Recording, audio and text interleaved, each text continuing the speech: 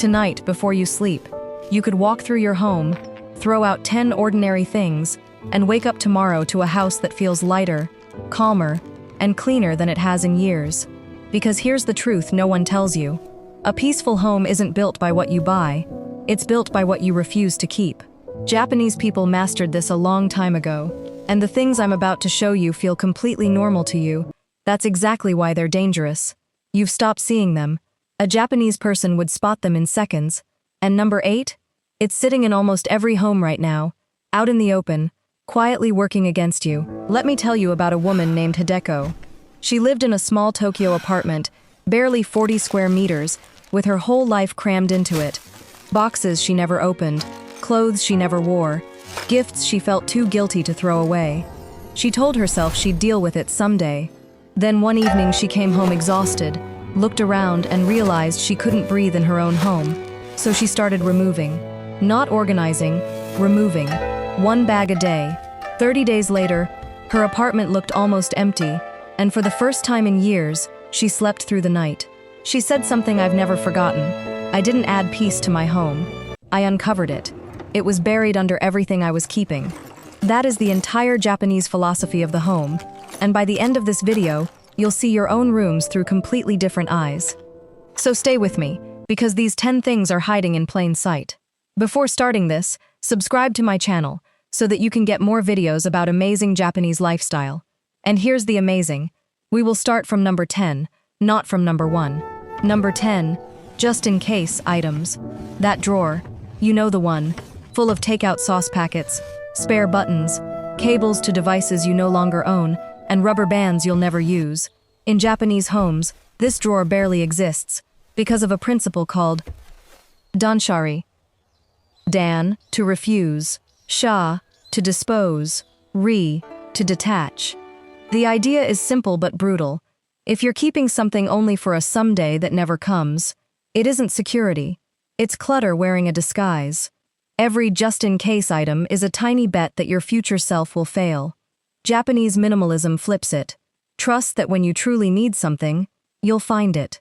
Open that drawer tonight. You'll be shocked how much of your life you're storing for a day that doesn't exist. Number 9. Excess furniture. Walk into a traditional Japanese room and the first thing you notice is the space. Not the objects, the emptiness. There's a word for it. Ma. The meaningful pause, the negative space that gives everything else room to exist.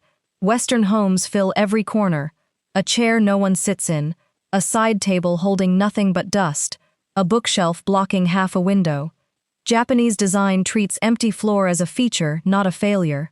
Because a room isn't defined by what fills it, it's defined by how freely you can move through it. Look around right now. How many pieces of furniture do you walk around every single day without ever using? Number 8. And this is the one I promised you. Shoes worn past the front door. In every Japanese home there's a genkan, a lowered entryway where shoes come off, always. And this isn't about politeness. Studies on household contamination have found that the soles of our shoes carry bacteria like E. coli, along with pesticides, pollen, and traces of everything you stepped in outside. Then we track it across the exact floors where children crawl, and we walk barefoot. The Japanese solved this centuries ago with one habit at the door. This is number 8, because it's the most invisible danger in your home. You don't see dirt on a clean-looking floor, but it's there, and you're living in it. The fix costs nothing. It's just a line. Outside stays outside. Number 7. Decorative clutter on flat surfaces. The knickknacks, the souvenirs, the little figurines multiplying on every shelf. Here's the psychology most people never learn. Your brain processes visual clutter as unfinished tasks. Every object in your line of sight quietly asks for a sliver of attention. Neuroscience research on visual overload shows that too many competing objects reduce focus and raise stress. Your mind never fully rests because it's always low-level scanning. Japanese homes keep surfaces almost bare, displaying maybe one meaningful object at a time. Not because they own less to love, but because they know a calm eye makes a calm mind. Number 6. Clothes you're keeping for the old you, or the future you. The jeans from 3 sizes ago. The suit for a job you left. Marie Kondo built a global movement on one question: does it spark joy? But the deeper Japanese idea is gratitude and release. Thank the item for its purpose, then let it go. Every time you open a closet packed with clothes that don't fit your actual life, you get a silent reminder of who you're not. Your home should reflect the person you are today, not a museum of who you used to be. Keep the version of you that's living right now. Number 5. Expired and forgotten items in the kitchen. Not just old food. The bottle of sauce bought for one recipe, the appliance used once, the mismatched containers with no lids. The Japanese kitchen runs on a principle of enough and no more. Fewer tools, used often, kept clean. When your kitchen is overflowing, cooking feels like a chore before you've even started, because you're fighting your own clutter to find a pan. Clear it out and something strange happens. You actually start cooking again. Space doesn't just look better, it changes your behavior. Number 4. Broken things you're going to fix. The lamp with the flickering bulb. The chair with the wobbly leg. Be honest, it's been months. In Japanese thinking, a broken object you keep isn't potential. It's a promise you've broken to yourself, sitting there in physical form.